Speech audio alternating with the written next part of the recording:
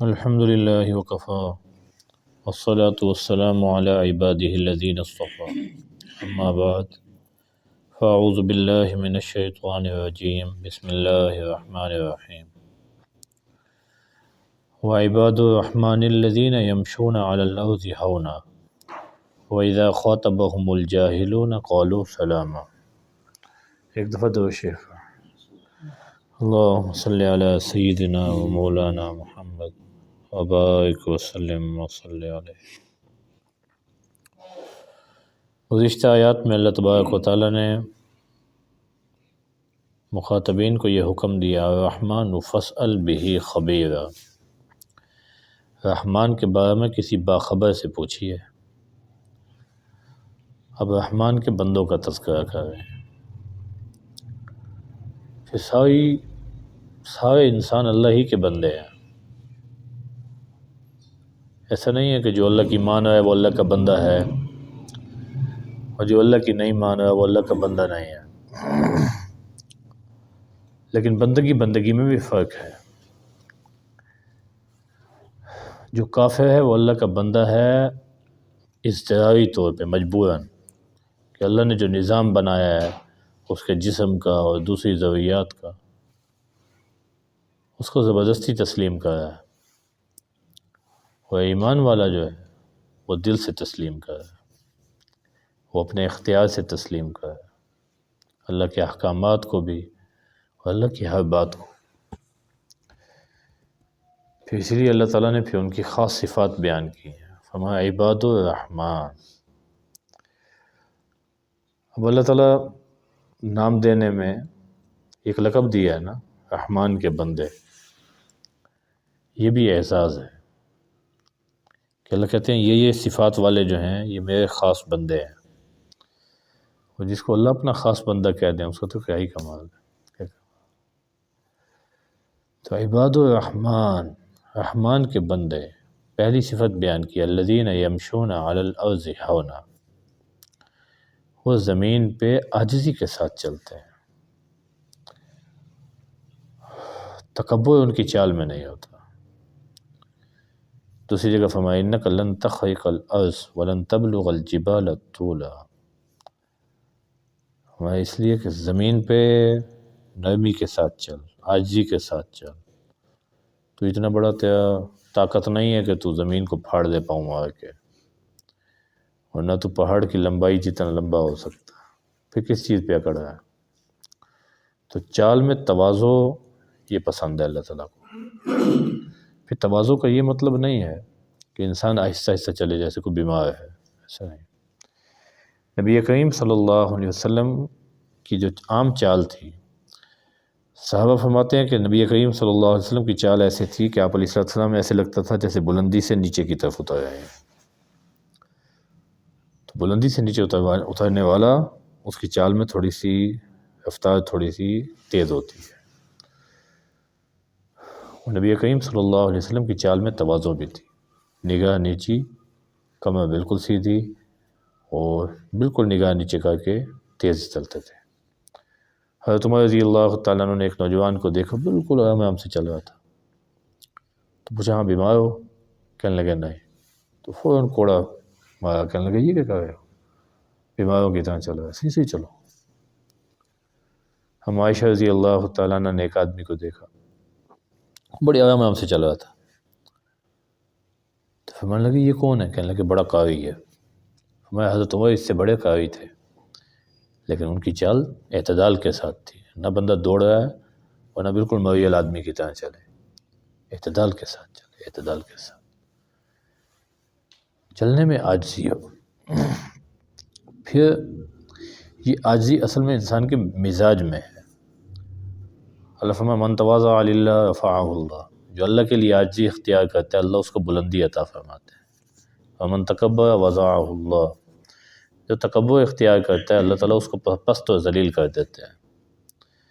اب مزاج میں عاجزی، اس کا یہ اثر ہے کہ انسان کی چال اور اس کی ڈھال پر بھی اثر انداز ہو، کیونکہ کہیں بھی مزاج میں کہیں بھی کسی چیز میں تکبر نظر نہ آئے۔ وَإِذَا خَاطَبَهُمُ الْجَاهِلُونَ قَالُوا سَلَامًا، جب بھی جہالت والے ان سے مخاطب ہوتے ہیں تو یہ سلامتی والی بات کرتے ہیں، ایسی بات نہیں کرتے جس سے معاملہ آگے بڑھ جائے۔ اب یہاں جاہلون کہا ہے، اور اس کا مفسرین فرماتے ہیں کہ یہاں جاہل دو قسم کے ہوتے ہیں، ایک وہ ہے جس نے علم حاصل نہیں کیا، اور ایک وہ ہے جس نے علم تو حاصل کیا ہے لیکن اس کی تربیت نہیں ہوئی۔ اس کے لیے ہمارے سوسائٹی میں جو پڑھا لکھا تو ہو لیکن تربیت یافتہ نہ ہو، اس کے لیے کہتے ہیں ایک تو سانپ دوسرے سے اڑنے والا، ڈبل نقصان دہ ہو گیا نا، ایک سانپ اوپر سے اڑنے والا، یہ ڈبل نقصان دہ ہے۔ ایک تو پڑھا لکھا ہے، اس سے بات کریں گے تو اچھا مجھے سمجھا رہے ہو، اوپر سے تربیت یافتہ نہیں ہے، خود اس کو سمجھ میں بھی نہیں آ رہی، یہ ڈبل عذاب ہو گیا۔ تو یہاں جاہل سے مراد دونوں طرح کے جاہل ہیں، ان پڑھ بھی اور وہ آدمی بھی جو پڑھا لکھا ہے لیکن تربیت اس کی نہیں ہے، مزاج اکھڑ ہے، جاہلوں والا ہے۔ اب اس سے جب گفتگو ہو جاتی ہے تو اس کی کسی بات سے دل برداشتہ نہیں ہوتا، اس کو جواب نہیں دیتے، کیونکہ جاہل کو جواب دیں گے تو الٹا بحث شروع کر دے گا، اور بحث سے کوئی فائدہ نہیں ہوتا، کوئی فائدہ نہیں ہوتا۔ جب بات بحث پہ آ جاتی ہے تو پھر ہر آدمی اپنی انا کا مسئلہ بنا لیتا ہے، اور انسان کی جو انا ہے اللہ معاف کرے، یہ تو پھر کفر تک لے جاتی ہے۔ تو قالوا سلاما، بعض مفسرین نے کہا اس کو کہتے ہیں السلام علیکم، کہہ کے آگے چل پڑتے ہیں، لیکن اکثر نے قرار دیا نہیں، یہ سلامہ کا معنی یہ ہے سلامتی والی بات کرتے ہیں، ایسا جواب دیتے ہیں جس سے معاملہ آگے بڑھے نا، معاملہ وہیں پہ دب جائے، معاملہ ٹھنڈا ہو جائے۔ ایک آدمی نے کسی سے کہا نا آپ کیوں خوش ہیں، ہر وقت خوش رہتے ہیں، کہنے کہ میں کبھی کسی سے بحث نہیں کرتا۔ اچھا نہیں، اگر بندہ جو ہے آپ سے بحث کرے، آپ کو طعن و تشنیع کرے، پھر بھی آپ کیا کہیں گے؟ کہتے ہیں میں پھر اس کو کہتا ہوں آپ ٹھیک کہہ رہے ہیں، کہتے نہیں یہ تو کوئی بات نہیں ہوئی، اگر کو جواب دینا چاہیے تو کہنے لگا آپ بھی ٹھیک کہہ رہے ہیں، آپ بھی ٹھیک کہہ رہے ہیں۔ یہ عافیت ہے، کیا کسی سے بحث کرنی ہے؟ بھائی جو اللہ تعالیٰ کے احکامات ہیں وہ میرے بنائے ہوئے نہیں ہیں، میں کسی سے جھگڑ کے کروں گا؟ ہمارا کام بتا دینا ہے، سمجھائیں گے، اللہ دل میں اللہ ڈالیں گے۔ اب کوئی آپ کے گلے لگا ہے اور گلے پڑنے کی کوشش کر رہا ہے تو کہہ دیں بھائی آپ ٹھیک کہہ رہے ہیں، چلیں، غصے ہونے کی ضرورت نہیں ہے۔ تو میں جب جہالت والے آدمی سے خطاب ہو تو آپ یہ کہہ دیں سلامہ، ایسی بات کہیں جو سلامتی کا سبب بنے، بات آگے نہ بڑھے، تاکہ کل کلاں کو پھر دوبارہ اس سے بات کرنی پڑ جائے تو اس کے لیے کوئی راستہ رہے، یہ نہ ہو کہ وہ پھر ایسی تلخ کلامی ہو کہ بعد دوبارہ اس کو بات سمجھانا بھی مشکل ہو جائے۔ پھر فرمایا والذین یبیتون لربہم سجدا وقیاما، تیسری صفت ان کی یہ ہے کہ وہ اپنے رب کے سامنے رات ایسے گزارتے ہیں کہ سجدا وقیاما، کبھی سجدے میں کبھی کھڑے، اس حال میں ان کی رات گزرتی ہے۔ لازمی نہیں ہے کہ ساری رات اس طرح کی گزرے، لیکن اتنا ہے کہ اللہ اشارہ دے رہے ہیں ان کی جلوت اور خلوت ایک جیسی ہوتی ہے۔ یہ نہیں ہے لوگوں کے سامنے تو دیندار بنے پھرتے ہیں، اور تنہائی حاصل ہوئی ہے تو پھر ان سے بڑا بدماش کوئی نہیں ہے۔ اب یہ جو موبائل ہے اس نے دینداری کو صرف مجمع تک مقید کر دی ہے۔ پہلے لوگوں کی دینداری تنہائی کی بھی دینداری ہوتی تھی، اب تنہائی کا دیندار آپ کو لاکھوں میں ایک آدھا ملے گا، ہزاروں میں بات بھی ختم ہے۔ تو اللہ فرما رہے ہیں ان کی عبادت میں ریاکاری نہیں ہوتی، سب کے سامنے ہر آدمی اچھا بننے کی کوشش کرتا ہے، وہ بلکہ ایک سے ایک بڑھ کے اچھا بننے کی کوشش کرے گا۔ تنہائی میں پتہ لگے گا نا یہ کیا کر رہا ہے۔ اب رات کی جو عبادت ہے یہ صرف آپ کی گھر والی کو نظر آ رہی ہے اور کسی کو نہیں نظر آ رہی، اس میں ریاکاری بھی نہیں ہے اور اللہ کے ساتھ تعلق بھی زیادہ ہے، اور پھر اس تعلق میں انسان جو ہے اس کی جو خلوت ہے اگر وہ پاکیزہ ہے، وہ اچھی ہے، تو پھر اس کا مطلب ہے کہ اس کا اللہ کے ساتھ تعلق مضبوط ہے۔ تو ہم یہ رات ایسی گزارتے ہیں۔ حضرت عبداللہ بن عباس رضی اللہ تعالیٰ عنہ فرماتے ہیں جو آدمی عشاء کی نماز کے بعد 2 یا 4 نفل پڑھ لے وہ بھی اس میں داخل ہے، سونے سے پہلے بھی 2 یا 4 رکعت پڑھ لے یہ بھی اسی میں داخل ہے، جو رات اس حال میں گزارتے ہیں کہ سجدے میں ہیں یا قیام کی حالت میں ہے، ہو سکتا ہے کوئی آدمی کمزور ہو، تہجد میں نہ اٹھ سکتا ہو، تو سوتے ہو وضو کرے 2-4 رکعت پڑھے ہو، سو جائے بس ٹھیک۔ اور عثمان رضی اللہ تعالیٰ عنہ سے ایک روایت ہے جو صحیحین میں بھی نقل کی گئی ہے، اس میں یہ ہے کہ آپ علیہ الصلوۃ والسلام نے فرمایا جو عشاء کی نماز جماعت کے ساتھ پڑھ لے اور پھر فجر کی نماز جماعت کے ساتھ پڑھے، فرمایا فَكَأَنَّمَا قَامَ اللَّيْلَ كُلَّهُ، گویا کہ اس نے ساری رات قیام کی ہے، ساری رات قیام کیا ہوگا۔ کتنا بڑا آسان دین بیان کر دیا۔ بس اس کے بعد پھر کوئی فضول بات نہ کرے، عشاء کی نماز پڑھی جا کے سو جائے، پھر فجر کی نماز جماعت کے ساتھ پڑھے، گویا کہ ایسے ساری رات اس نے قیام کیا۔ والذین یقولون ربنا اصرف عنا عذاب جہنم، پھر ایسا نہیں ہے کہ عبادات پہ ان کو بڑا گھمنڈ آ گیا کہ ہم تو ہر حال میں جنت میں جائیں گے اور ہر حال میں جہنم سے بچ جائیں گے، ایسا نہیں ہے۔ ایک آدمی حضرت حذیفہ بن یمان رضی اللہ تعالیٰ عنہ کی خدمت میں حاضر ہوا، کہنے لگا مجھے تقدیر کے بارے میں تھوڑا سا شک ہے، مجھے بتائیں کچھ۔ حضرت حذیفہ بن یمان رضی اللہ تعالیٰ عنہ نے فرمایا دیکھو آپ کو یہ چیز علم ہونی چاہیے، اللہ سارے لوگوں کو جہنم میں داخل کر دیں، اللہ کسی پہ ظلم نہیں کریں گے، اور اگر اللہ سب کو معاف کر دیں تو بندوں کے اعمال کی بنسبت اللہ کی رحمت اور اللہ کی مغفرت یہ بہت زیادہ وسیع ہے۔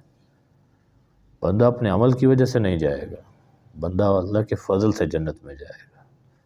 عمل پہ اگر اللہ پکڑنا شروع کر دیں تو جس سے ہم نماز پڑھ رہے ہیں اللہ اسی پہ کہہ دیں ایسے ٹھہرتے ہیں، ایسے ٹھہرتے ہیں، ایسے ٹھہرتے ہیں، اگر اتنا ہی کہہ دیں تو ہم اپنی کیفیت دیکھ لیں ہم کیسے کھڑے ہیں۔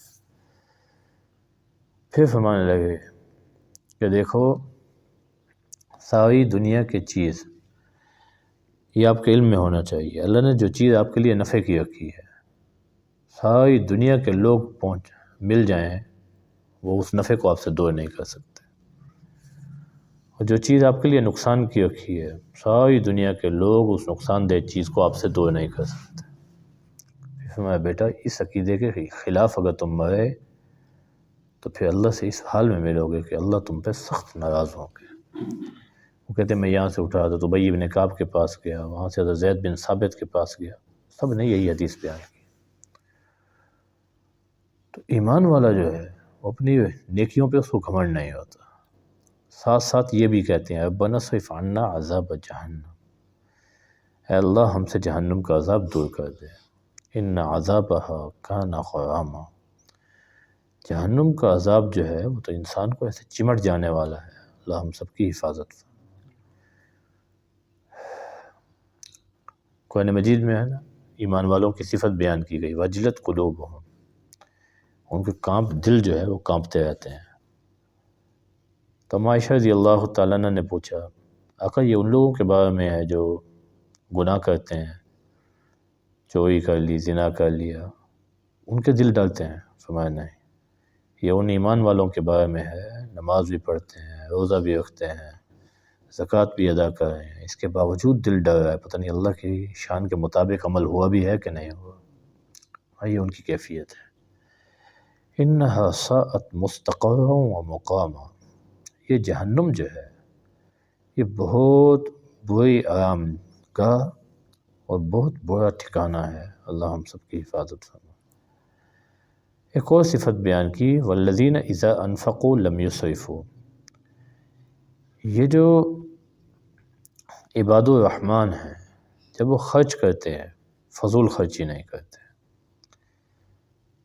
اپنے خرچ میں اعتدال، یہ اللہ تعالیٰ کو بہت پسند ہے، بہت پسند۔ نبی کریم صلی اللہ علیہ وسلم نے فرمایا الاقتصاد فی النفقۃ نصف المعیشہ، خرچ میں درمیانی چال چلنا، فرمایا یہ آدھی آمدنی ہے، آدھی معیشت ہے۔ اکثر لوگ یہ نسخہ پوچھتے ہیں، کہتے ہیں جی رزق میں برکت کیسے ہو؟ حضور نے فرمایا خرچ میں اعتدال کر لو، نہ حد سے زیادہ خرچ کرو نہ بالکل کنجوس بن جاؤ، اعتدال ہر کام میں، یہ اللہ کو ایسا پسند ہے کہ یہ آپ کی آدھی انکم جو ہے وہ اس سے سیو ہو جائے گی۔ فرمایا جب خرچ کرتے ہیں لم یسرفوا، فضول خرچی نہیں کرتے، اب فضول خرچی دو طرح ہوتی ہے، ناجائز کام پہ خرچ کرنا، یہ کام بھی نہیں کرتے۔ اچھا، جائز کام پہ اتنا زیادہ حد سے خرچ کر دینا کہ کل کو خود پھر پریشان ہو کہ میں نے تو اتنا جوش میں آ کے خرچ کر دیا، اب اپنے ہاتھ تنگ ہو گیا ہے، ایسا بھی نہیں کرتے۔ ناجائز کام میں بالکل خرچ نہیں کرتے، اور صحیح کاموں میں بھی اعتدال کے ساتھ خرچ کرتے ہیں، اس میں بھی اسراف نہیں کرتے۔ وَلَمْ يَقْتُرُوا، اور بالکل ہاتھ تنگ بھی نہیں کرتے، جہاں ضرورت ہے اور جتنی اپنی گنجائش ہے اس سے کم کرنا، اس کو اللہ اختیار فرما رہے ہیں کہ یہ جو ہے، یہ تنگ ہاتھ کرنا یہ بھی اللہ کو پسند نہیں ہے۔ اب دو صورتیں بیان کی، خرچ میں حد سے بھی آگے نہیں بڑھتے، خرچ میں جتنی ضرورت ہے، جتنی گنجائش ہے اس سے کم بھی نہیں کرتے۔ تیسری صورت نہیں بیان کی کہ خرچ ہی نہیں کرتے، یہ تو اللہ تعالیٰ کو انتہائی ناپسندیدہ ہے۔ پھر فرمایا وَكَانَ بَيْنَ ذَلِكَ قَوَامًا، اس کے درمیان میں اعتدال ہوتا ہے ان کے خرچ میں، اور یہی اعتدال اللہ کو پسند ہے کہ عمل چاہے تھوڑا ہو لیکن ہمیشہ ہو، ایسا نہیں کہ جوش میں آ کے ایک دفعہ ہی ایسا کام کر دیا بس اس کے بعد